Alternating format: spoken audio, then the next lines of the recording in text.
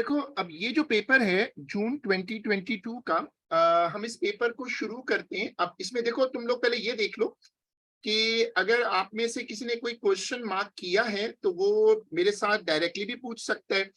इसके पहले क्वेश्चन में एग्जामिनर कहता है the figure shows a model of the human arm, the rubber band represent the muscle that moves part of the arm X Y up.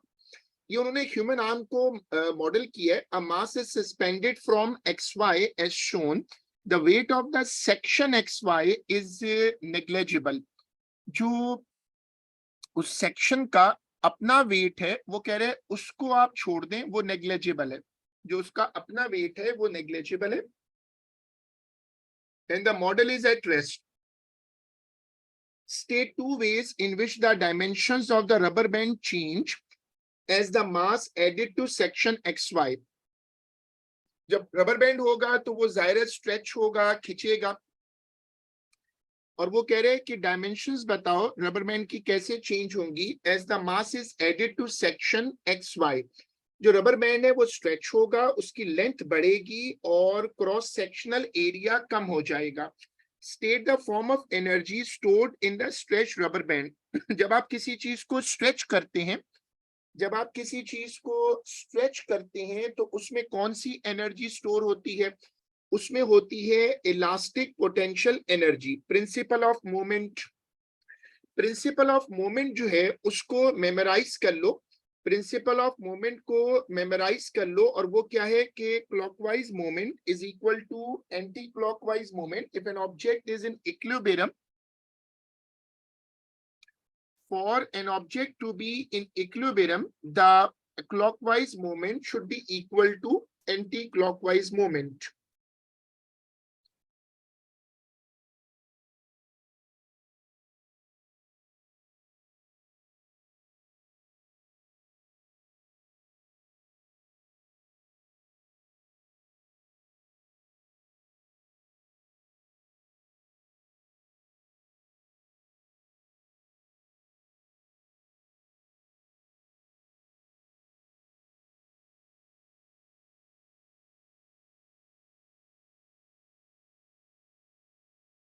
फिर वो कहता है explain why the force that the rubber band exerts on section X Y is greater than weight of the mass. अब देखो यहाँ पर ये section X Y है, ये तुम्हें नजर आ रहा है, और इसमें तुम राइट वाली डायग्राम भी देख सकते हो, पिवट बनाया हुआ है उसने। सवाल मोमेंट पर है ना। Why the force that the rubber band exerts on section XY is greater than the weight of the mass। अब वो जो मास है वो तो सीधा एक्ट कर रहा है, और रबर बैंड जो है उस पर जो फोर्स लग रही है वो उससे ज्यादा क्यों है? क्योंकि रबर बैंड पिवट से ज्यादा करीब है। ये जो मोमेंट होता है इसमें याद रखो कि कंसर्न क्या होता है कि आपका डिस्टेंस फ्रॉम द पिवट जो है वो कितना है। The distance of rubber band to pivot is smaller than distance of mass from the pivot। उसके बाद एग्जामिनर कहता है the mass suspended from section XY has a weight of 4 Newton। Calculate the force that the rubber band exerts on section XY। तो W is equal to F into D कर दिया मैंने, और फिर मैंने वो moment is equal to F into D होता है। फिर मैंने वो मोमेंट कैलकुलेट किया। इसमें तुम देख सकते हो, अगर तुमने इस पेपर को सॉल्व किया तो यहाँ पर जो वेट है उसका डिस्टेंस 18 है, और जो रबर बैंड पे फोर्स लग रही है, रबर बैंड का डिस्टेंस फ्रॉम द पिवट 2 है।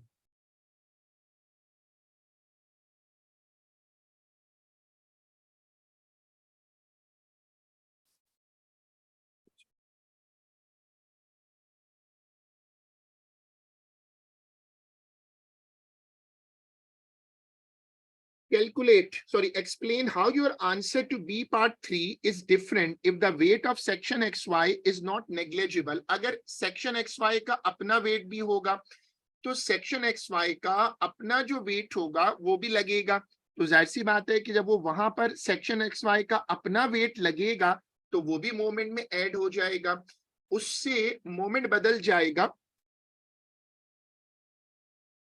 और आपको फिर रबर बैंड पे एक्स्ट्रा फोर्स आएगी और रबर बैंड को उसको सस्टेन करना पड़ेगा, वरना रबर बैंड टूट जाएगा क्योंकि आप एक्स्ट्रा वेट लेंगे ना। The figure shows a wind turbine. The wind blows directly towards the turbine with a speed of 12. In 1 second, 60,000 kg of air passes through the circular area swept out by the blades. Calculate the kinetic energy of this mass of air. देखो kinetic energy का formula होता है, kinetic energy का formula होता है half M we square. हमें velocity तो दी हुई है, और इन 1 सेकेंड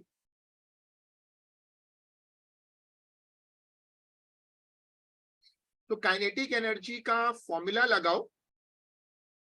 और चूंकि ये पेपर क्यूरी डिस्कशन है, तो अगर आपने ये सवाल किया हुआ है, ये फॉर्मूला है, अगर आपने ये सवाल किया हुआ है, तो आपको 1 सेकेंड में, देखो आपको 1 सेकेंड में मास दिया हुआ है 60,000 kg. आप उसमें वैल्यू पुट कर दो. जब तुम आंसर लिखते हो तो आंसर को तुम्हें उतने सिग्निफिकेंट तक लाना होता है जितने सिग्निफिकेंट तक क्वेश्चन होता है. तो हमने वो वर्किंग की है. A wind turbine releases no carbon dioxide into the atmosphere while generating electricity compared with a coal-fired power station. This is an advantage of using a wind turbine. One reason why it is important to reduce the amount of CO2. ये तुम लोगों ने chemistry में भी पढ़ा है कि इससे ग्लोबल वार्मिंग होती है, ये पोल्यूशन होता है ना.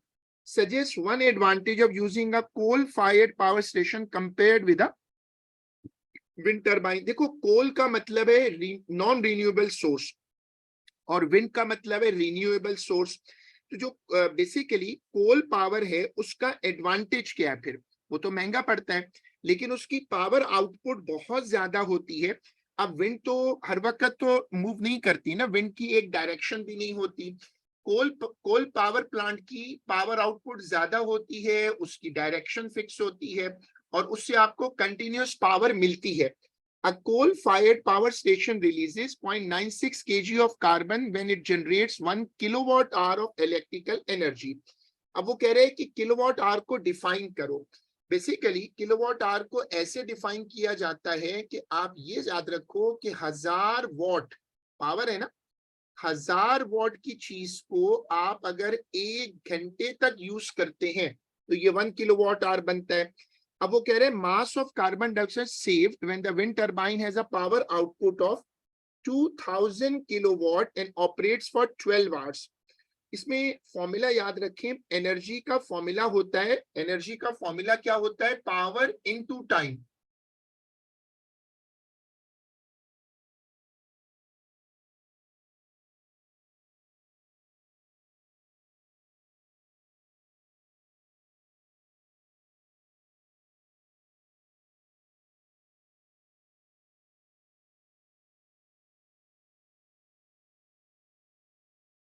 ये एनर्जी का फॉर्मूला है. मैंने पहले एनर्जी कैलकुलेट की है, फिर 1 किलोवाट आवर बेसिकली 0.96 kg था, उसने ऊपर सवाल में दिया हुआ है. तो अगर आप 24,000 किलोवाट आवर बनाते हैं तो आप पता कर सकते हैं कि आप कितना कोल बचा लेंगे, उसको बर्न नहीं करना पड़ेगा. Wind energy is a form of renewable energy. Name of one other. Renewable कौन सी होती है? देखो रिन्यूएबल एनर्जी वो होती है जिसको तुम दोबारा यूज कर सको, जैसे विंड है, जैसे वाटर है, और वाटर वेव्स हैं, सोलर है, ये रिन्यूएबल है. तो इनमें से कोई भी आप दे दो जो कि आपको याद हो लिस्ट में से. Define latent heat of fusion. ये अब सिलेबस से निकल गया, लेकिन ये चूंकि बेसिक लेटेंट हीट है, स्पेसिफिक नहीं है ना, तो वो डेफिनेशन कोर्स में है, तो वो मैं रख लेता हूं. वैसे स्पेसिफिक वाला कोर्स से हटा रहे. तो लेटेंट हीट क्या होती है कि जब स्टेट बदलती है, जब स्टेट बदलती है तो टेम्परेचर नहीं बदलता. वो एनर्जी, वो हीट एनर्जी जो किसी चीज का स्टेट बदल दे और उसका टेम्परेचर ना बदले, जैसे सॉलिड टू लिक्विड कर दे, लिक्विड टू गैस कर दे, उसको कहते हैं लेटेंट हीट. दो तरह की लेटेंट हीट होती है, एक सिंपल लेटेंट हीट है और एक होती है स्पेसिफिक लेटेंट हीट. अब ये जो लफ्ज लिखा हुआ है फ्यूजन, फ्यूजन का मतलब होता है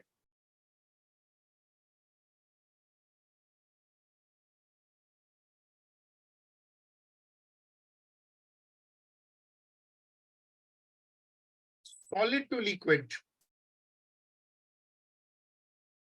A sample of metal P at 100 degree is heated steadily until its temperature reaches 400. The melting point of metal is 250. जब स्टेट बदलती है तो लाइन सीधी हो जाती है, और जब टेम्परेचर बढ़ता है तो लाइन ऊपर या नीचे जाती है। जैसे मैंने कहा था ये क्यूरी डिस्कशन क्लास है, तो अगर आपने इसका स्केच बनाया है तो कंपेयर कर लो।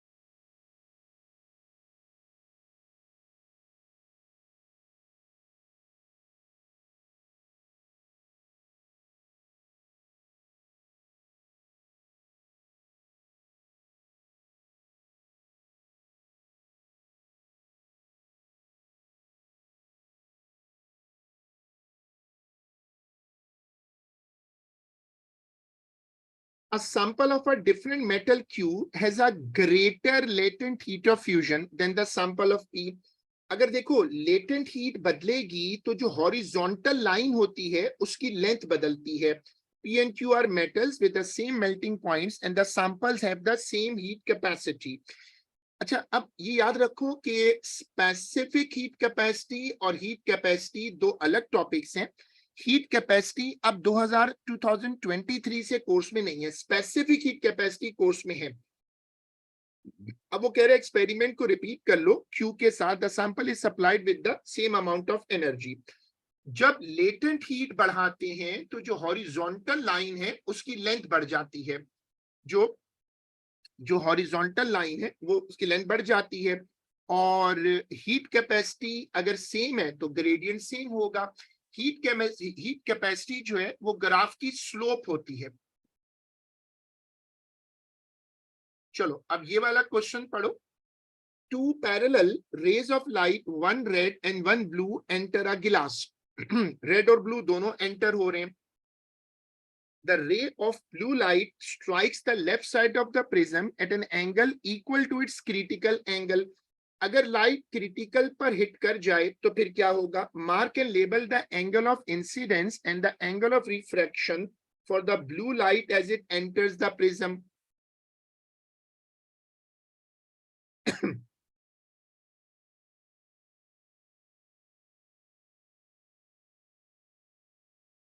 सिर्फ मार्क करना है आपको बस। तो एक एंगल आपने इधर मार्क किया होगा और एक इधर। वो जो बाहर वाला है वो एंगल ऑफ इंसिडेंस होगा और जो अंदर वाला है वो एंगल ऑफ रिफ्रैक्शन होगा।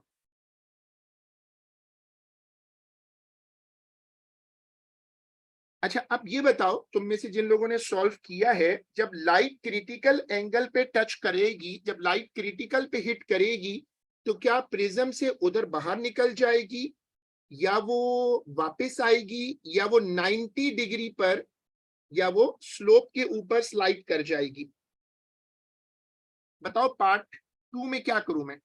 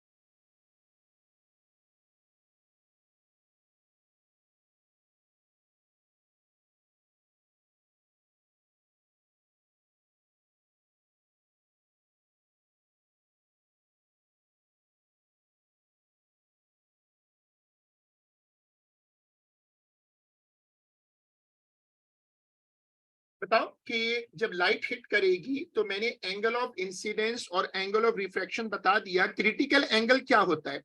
देखो, क्रिटिकल एंगल वो होता है जिस पे लाइट हिट करती है और लाइट हिट करने के बाद बाहर निकलती है या वापस आती है। अगर एंगल क्रिटिकल से ज्यादा हो, अगर एंगल क्रिटिकल से ज्यादा हो तो लाइट उस पर स्ट्राइक करके 90 डिग्री ले लेती है स्लोप के साथ। यानी अगर तुम इसको ड्रॉ करते हो, मैं इसको ड्रॉ करके भी दिखाता हूं क्योंकि ये वाला कॉन्सेप्ट बहुत कम कम आता है।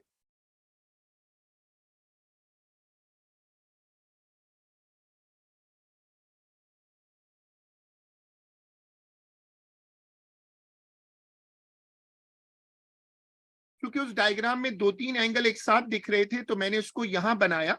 और ये वाला एंगल जो है ये है 90 डिग्री। जब लाइट हिट करती है क्रिटिकल पर तो ऐसे बिहेव करती है। सबसे अच्छा तरीका क्या होगा जो मैं हर क्लास में बताता हूं कि देखो, जो लेटेस्ट पेपर्स हैं उनको अगर तुम प्रिंट कर सकते हो तो उनको प्रिंट कर लो और उन पर सॉल्व करो। The refractive index of glass for red light is smaller than the refractive index of blue light.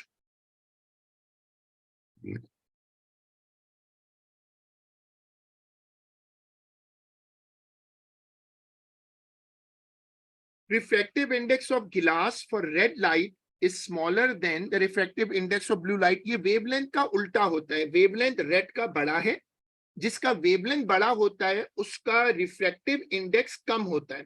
Refractive index का मतलब है डिग्री ऑफ बेंडिंग।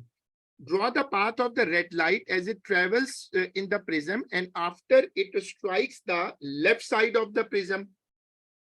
अब जो तुम इसकी दूसरी लाइट बनाओगे ना उसमें तुम दिखाओगे कि रेड का डिफ्रैक्शन कम है तो रेड की बेंडिंग जो है उसका एंगल कम होगा। तो वहां जो एंगल ऑफ रिफ्रैक्शन है उसको तुम कम बनाओगे और फिर वहां क्योंकि एंगल क्रिटिकल से कम बनेगा, चूंकि एंगल क्रिटिकल से कम बनेगा तो लाइट दूसरी तरफ से बाहर निकल जाएगी।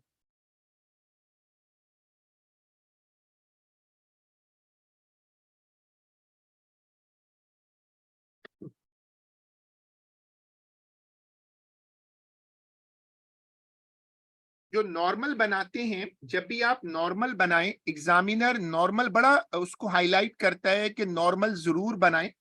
जो नॉर्मल होता है वो तुम्हें सेट स्क्वायर से बनाओ तो सबसे अच्छा है।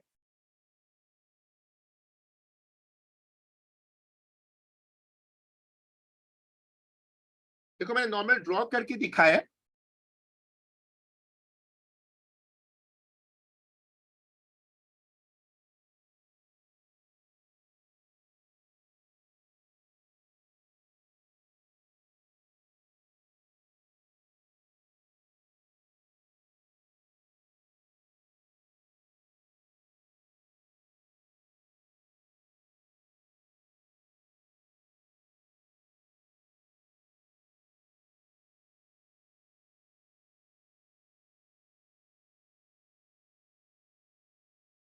ये नॉर्मल है। लाइट का एंगल कम है, रेड लाइट का एंगल ऑफ रिफ्रैक्शन कम है क्योंकि उसका जो रिफ्रैक्टिव इंडेक्स है वो कम है। अब जब यहां से लाइट रे निकलेगी, जब यहां से लाइट रे निकलेगी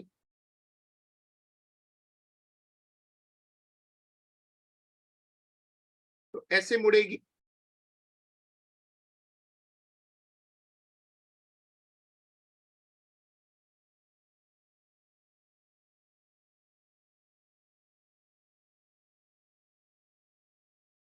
दोनों का एंगल ऑफ इंसिडेंस सेम है।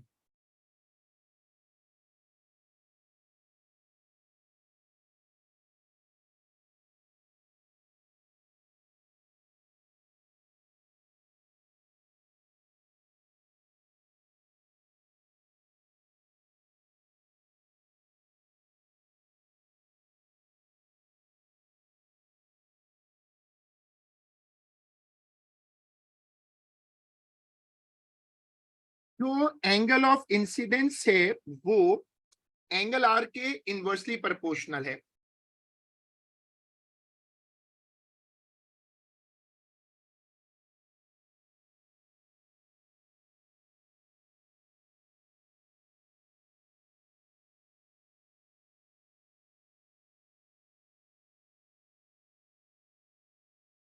इस डायग्राम को और से देख लो, और अगर इस डायग्राम में तुम्हें कोई भी सवाल पूछना हो तो मुझसे पूछ लो।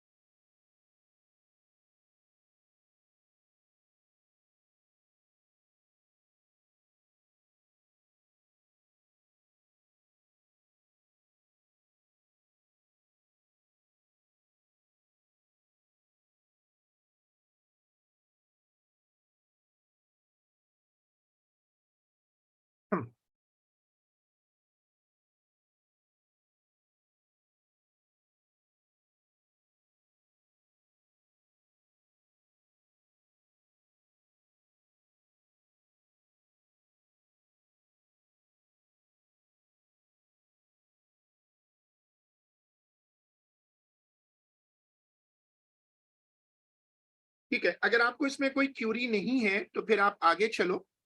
State what is meant by critical angle. Critical angle क्या होता है? देखो कॉन्सेप्ट ये है कि अगर एंगल आर 90 डिग्री हो जाए तो angle I is called critical angle. लेकिन शर्त ये है कि you are travelling from denser to lighter. The refractive index of glass, the refractive index of glass for blue light is 1.5. Critical angle for blue light in glass calculate करने को कह रहे हैं। इसका फॉर्मूला याद रखो, फॉर्मूला होता है n is equal to 1 upon sine C. Sine C is equal to 1 upon n।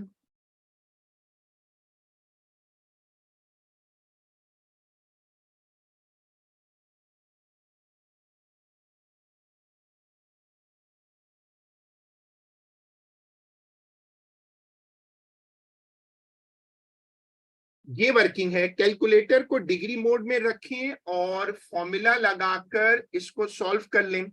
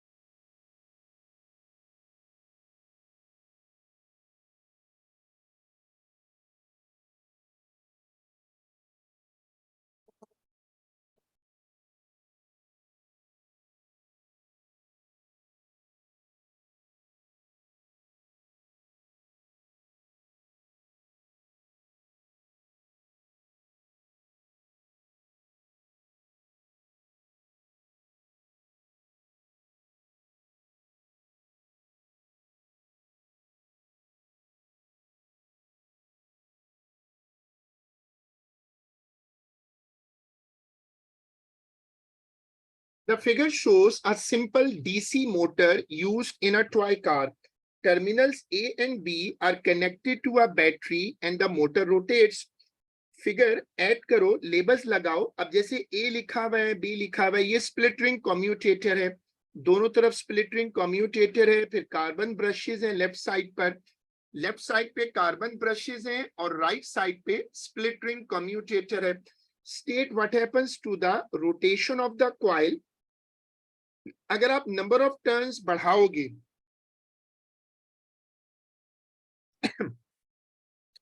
अगर आप नंबर ऑफ टर्न्स बढ़ाओगे तो उससे कॉइल की स्पीड बढ़ेगी। Magnetic field between the pole of the magnet is reverse. अगर आप मैग्नेटिक फील्ड को reverse कर दोगे तो कॉइल की जो रोटेशन है वो रिवर्स हो जाएगी। अगर आपने ये क्वेश्चन किया है तो आप अपने आंसर्स को कंपेयर करो।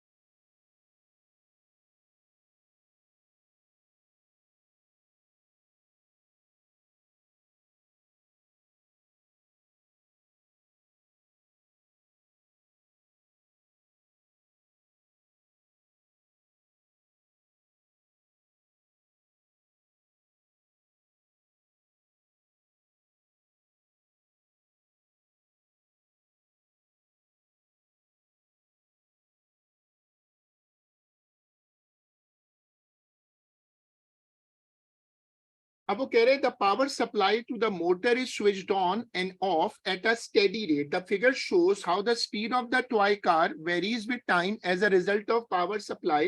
वो कह रहे हैं पावर सप्लाई ऑन ऑफ कर रहे हैं। Describe the motion of the toy car. अब देखो तुम्हें ऊपर नजर आ रहा है कि स्पीड बढ़ती है, फिर कांस्टेंट हो जाती है, फिर कम हो जाती है, फिर बढ़ती है। तो तुम्हें ऊपर जो ग्राफ दिख रहा है ना उसको डिस्क्राइब कर दो।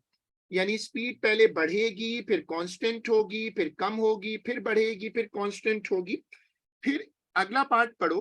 The voltage supply to the motor is switched on for a longer period of time and off for a longer period of time at a steady rate.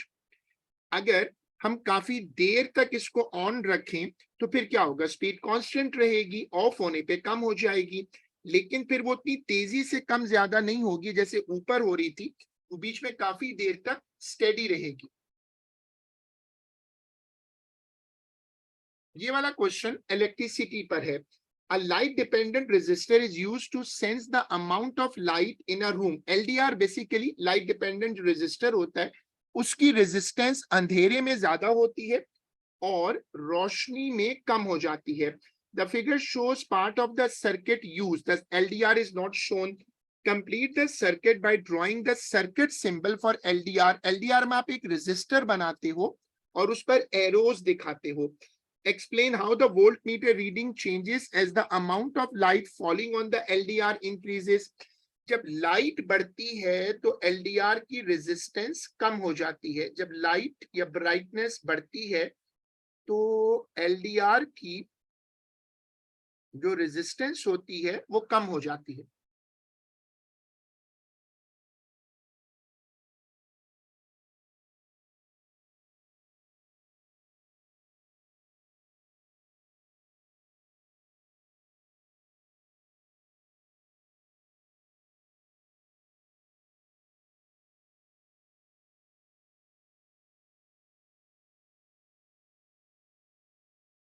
The figure shows part of a circuit containing 3 resistors. उसने 3 resistor लगाए हैं। The current in the 4 ohm resistor is 2.4. अब इसमें examiner कह रहे हैं कि show करो कि 5 ओम रेजिस्टर में करंट 1.9 होगा। अब 5 ओम नीचे दिख रहा है तुम्हें ना। अब पैरेलल में वोल्टेज सेम होता है, पैरेलल में वोल्टेज सेम होता है तो तुम V is equal to I R लगाओगे। ऊपर वाले में 2.4 गया है तो नीचे वाले में 1.9 होगा, टोटल 4.2 रहता है। तो आप उसको डिवाइड करके नीचे वाले का करंट निकाल लो। जब करंट पता है, रेजिस्टेंस पता है तो वोल्टेज निकल आएगा।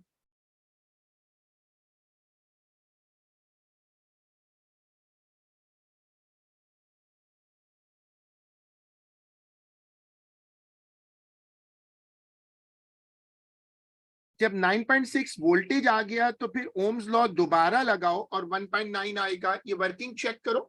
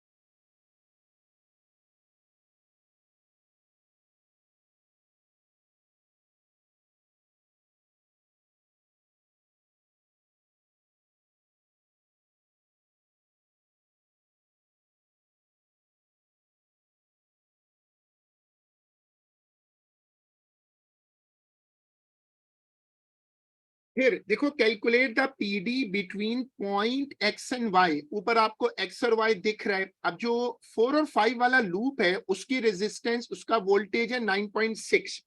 आप वोल्टेज रखो और दूसरा वोल्टेज निकालो, सीरीज में वोल्टेज ऐड होते हैं, दोनों के रेजिस्टेंस कंबाइन करो और फिर ओम्स लॉ लगा के वोल्टेज कंबाइन करके निकाल लो। वर्किंग देखें पार्ट 2 की।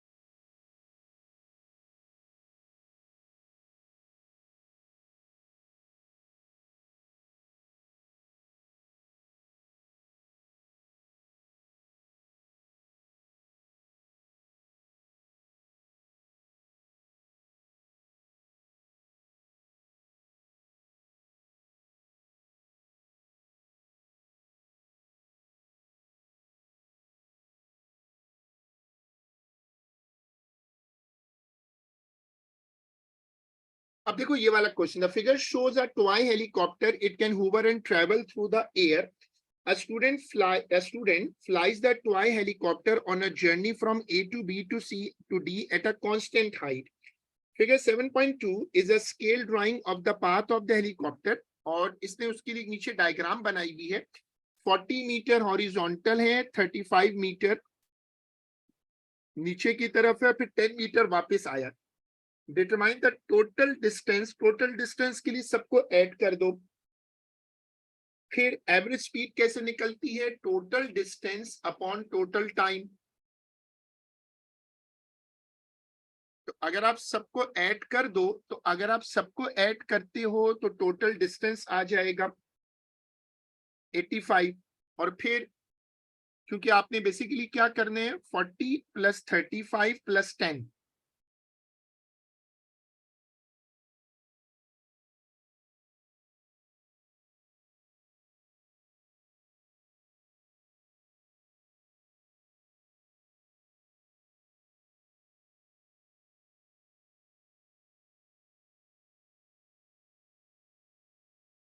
देखो जो फॉर्मूला होता है एवरेज स्पीड का, वो क्या होता है, total distance upon total time. State the difference between distance and displacement. बताओ डिस्टेंस और डिस्प्लेसमेंट में क्या फर्क होता है, जरा मुझे बताओ।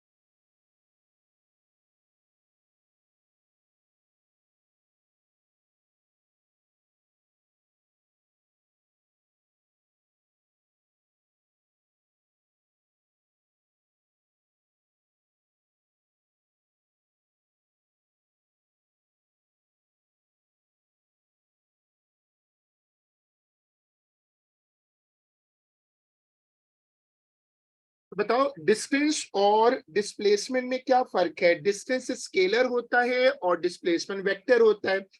Determine the scale used to construct the figure and complete the statement. 1 centimeter on the diagram represent this much on the path. वो आसान है कि तुम इस पे रूलर रखो।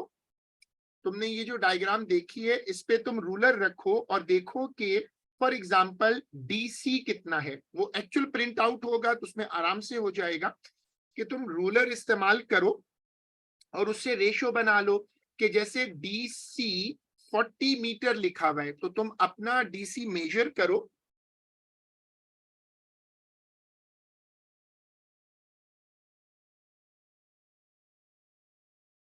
रूलर लगाओ और रूलर से डेटा निकाल लो। The figure 7.2 determine the size of the displacement of point D from point A. इसके लिए आप क्या करोगे कि डिस्प्लेसमेंट हमेशा स्ट्रेट लाइन में होता है,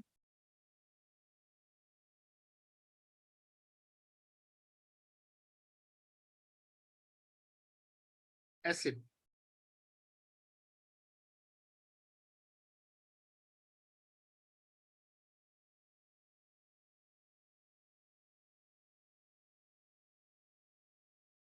और फिर उसको मेजर करके जो तुमने ऊपर स्केल खुद बनाया वो मेजर कर लो। तुमने ऊपर स्केल बनाया होगा ना, उस स्केल से रेशो लगा लो।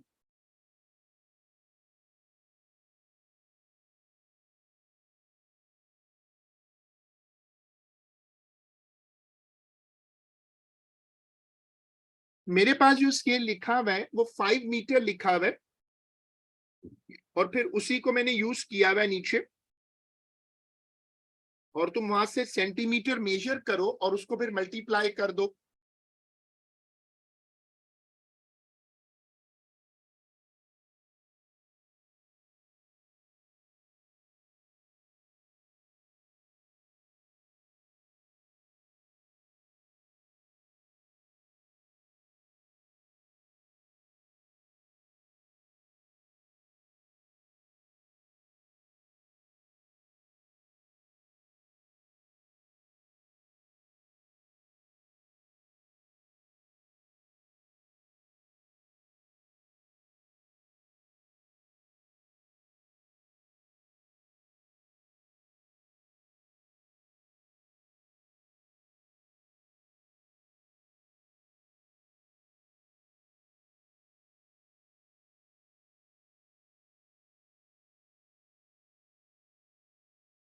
determine the angle between north and the direction of the displacement D from point A.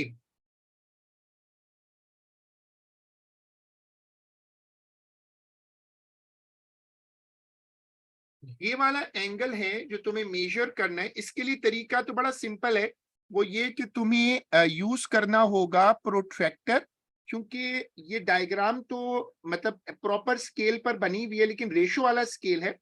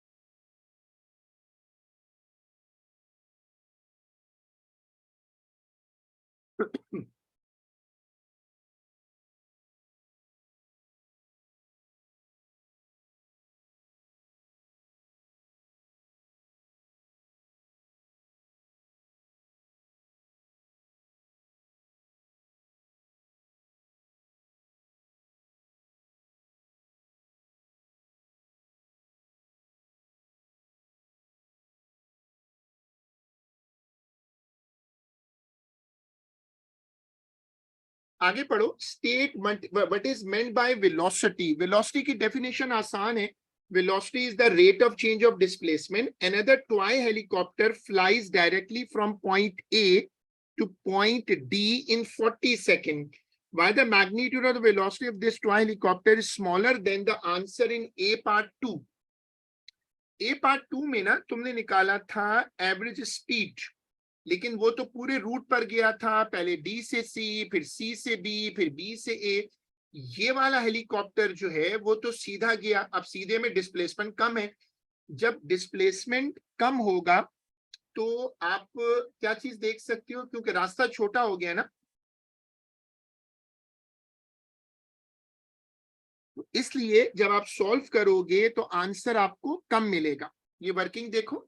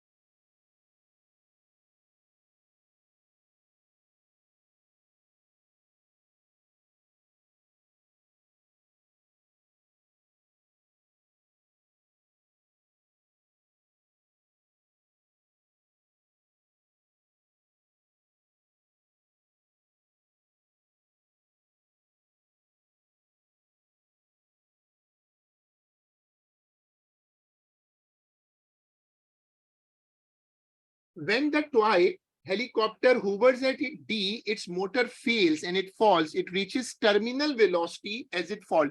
देखो, टर्मिनल वेलोसिटी एक बड़ा इंपॉर्टेंट कॉन्सेप्ट है और तकरीबन हर साल पेपर में आया होता है। टर्मिनल वेलोसिटी होती क्या है कि जब कोई चीज गिर रही हो और हवा उसको अपोज करे तो उसकी जो वेलोसिटी होती है वो कांस्टेंट हो जाती है। तो टर्मिनल वेलोसिटी में याद रखो कि वेलोसिटी इंक्रीज करती है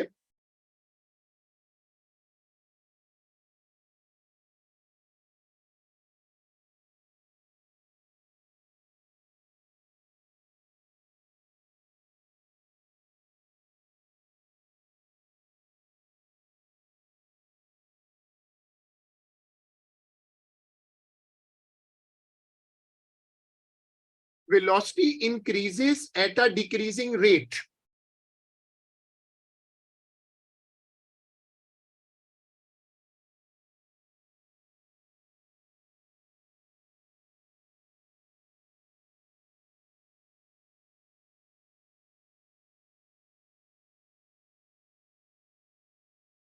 जो एक्सेलरेशन होता है वो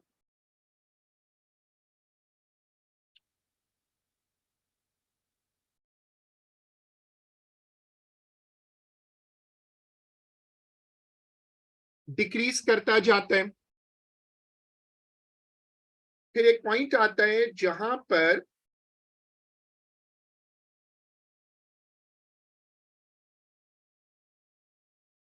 दोनों बराबर हो जाते हैं।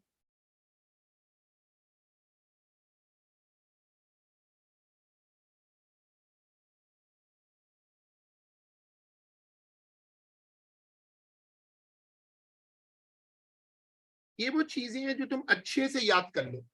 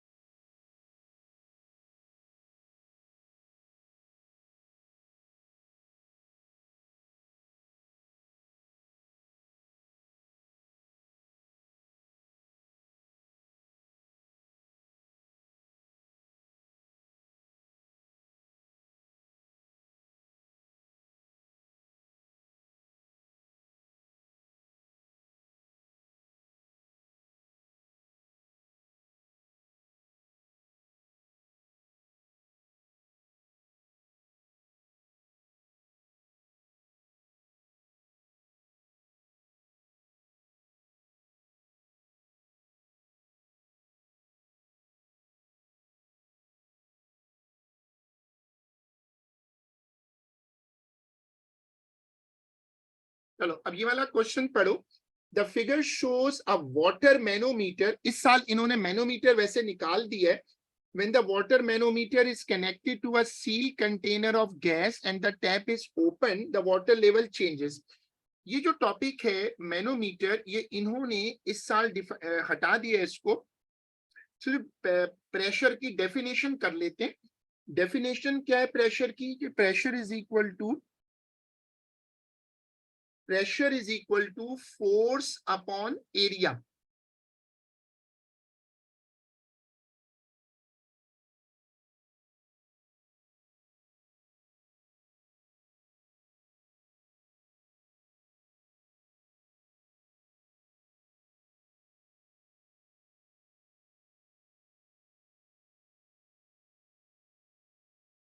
फिर ये वाला पार्ट देखो, पार्ट नंबर सी।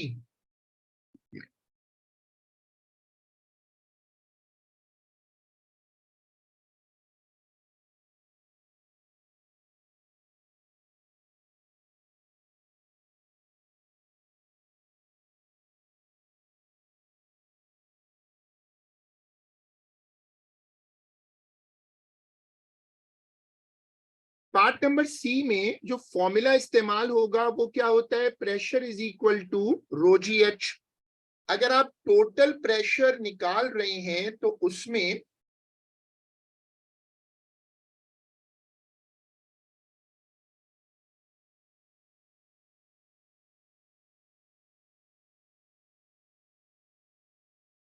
ये वर्किंग हो जाएगी। मैनोमीटर वाला पार्ट मैंने छोड़ दिया क्योंकि वो बताया कि कोर्स में नहीं है। आप ये वाली कैलकुलेशन देख लो।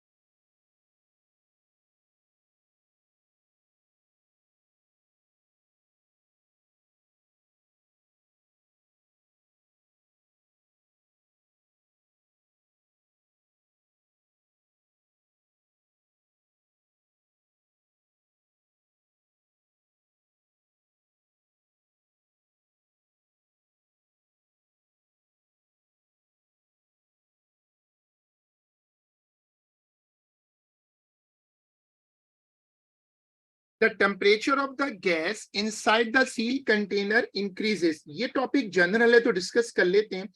देखो, हमने काइनेटिक थ्योरी में पढ़ा था कि जब आप टेम्परेचर बढ़ाते हो तो मॉलिक्यूल्स की काइनेटिक एनर्जी बढ़ती है। जब मॉलिक्यूल्स की काइनेटिक एनर्जी बढ़ेगी तो उससे मॉलिक्यूल तेजी से मूव करेंगे, तो उससे क्या होगा, एक्सपेंशन होगी। इसको थर्मल एक्सपेंशन कहते हैं ना। और उससे फिर गैस जो है वो लिक्विड जो है वो एक्सपेंड कर जाएगा। मैनोमीटर का ये वाला पार्ट, पार्ट नंबर ई, ये मैं नहीं कर रहा, जैसे मैं बताया कि अब ये कोर्स में रिक्वायर्ड नहीं है। चलो अब ये वाला क्वेश्चन देखो। The figure shows details of 7 different nuclides. ये hydrogen 2, hydrogen 3, francium, iridium, phosphorus, radon, technetium. और आगे उसने लिखा हुआ है ये कौन सी रेस एमिट करते हैं, उनकी हाफ लाइफ क्या है। एक मरतबा इस टेबल को देख लो।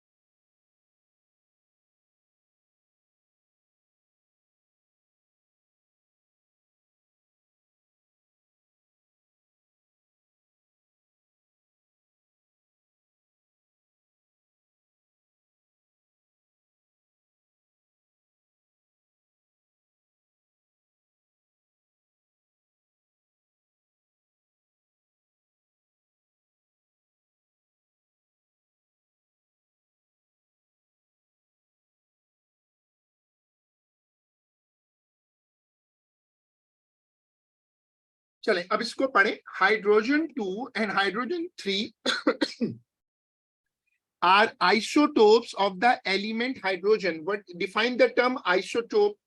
आइसोटोप वो होता है जिसका एटॉमिक नंबर सेम होता है लेकिन मास नंबर जो है वो वेरी करता है.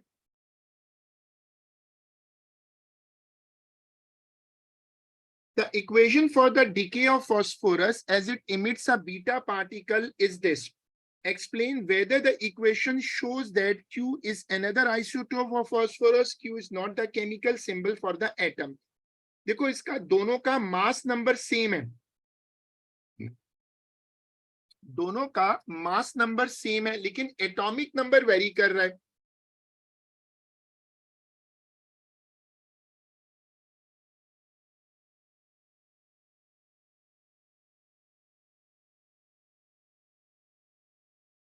जो एटॉमिक नंबर है वो चेंज हो रहा है तो तुम एग्जामिनर को बताओगे कि एटॉमिक नंबर चेंज हो गया.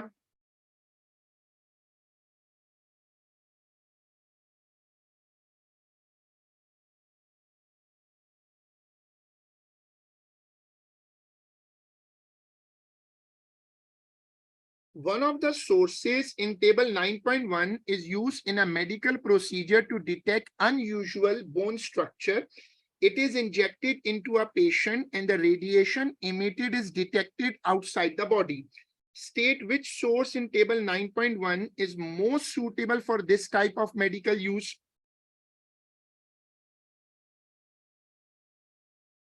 इसमें देखना होता है कि हाफ लाइफ बहुत कम ना हो बहुत ज्यादा ना हो. अब देखो यहाँ पर 12 साल है, 22 मिनट है, बहुत कम है. 74 डे, 14 डेज. हाफ लाइफ बहुत कम भी ना हो कि आप टेस्ट ही ना कर सको और इतनी ज्यादा भी ना हो कि पेशेंट की बॉडी में बहुत अरसे तक रेडियो एक्टिव सोर्स पड़ा रहे और पेशेंट को नुकसान पहुंचाए.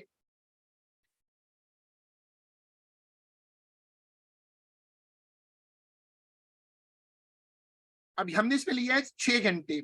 बहुत लंबी और बहुत कम नहीं ले सकते. अगर बहुत कम हाफ लाइफ होगी तो वो आपका डेटा लेने से पहले ही वो डिके कर जाएगा. बहुत ज्यादा हाफ लाइफ होगी तो एक लंबे अरसे तक पेशेंट के अंदर रहेगा. Radon gas is one natural source of background radiation. Some causes of background radiation are man-made, for example, X-rays. One other natural source of background radiation. Background radiation में नेचुरल में रेडॉन गैस वगैरह लिख सकते हो, cosmic rays लिख सकते हो. State one other man-made source of background radiation. जो रेडियोथेरेपी हम कराते हैं, रेडियोथेरेपी जो होती है उसकी मशीन्स करती हैं. बैकग्राउंड रेडिएशंस रेडियो एक्टिव होती हैं तो इनके जाहिर है कि हार्मफुल इफेक्ट वही होते हैं जो रेडियो एक्टिव रेस के होते हैं. स्किन वगैरह डैमेज होती है, डीएनए डैमेज हो जाता है. One fusion reaction that occurs is, ये फ्यूजन रिएक्शन दिखा रहे. Complete the equation two show the missing proton and nucleon number.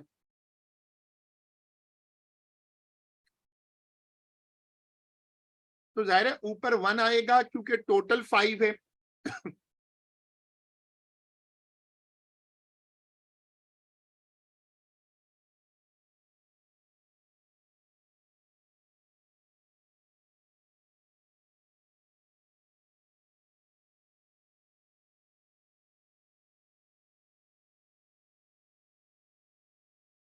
अब नीचे क्या लिखूं? 1 + 1 तो 2 हो चुका ना, तो मैं उसको 0 कर देता हूं. 0 तो 0 ही ऑप्शन लेना पड़ेगा ना.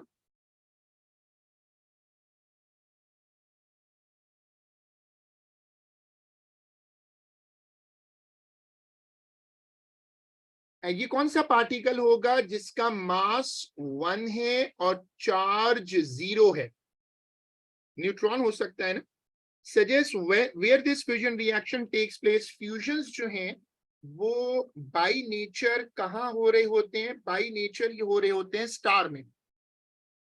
Compare the properties of alpha particle and beta particle in terms of the ability to penetrate. जो पेनिट्रेशन होती है वो गैमा की बीटा से ज्यादा होती है, बीटा की अल्फा से ज्यादा होती है. Ionising effect. वो अल्फा का बीटा से ज्यादा होता है, बीटा का गैमा से ज्यादा होता है।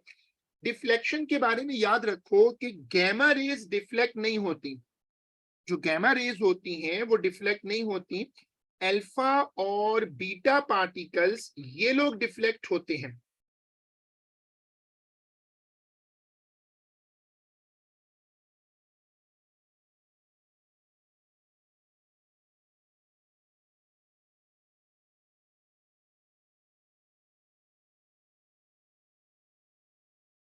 मैंने ये पेपर माशाल्लाह पूरा करवा लिया और आप इसमें देख लो, अगर आपके पास इस पेपर में कोई भी क्यूरी हो तो मुझसे पूछ सकते हो।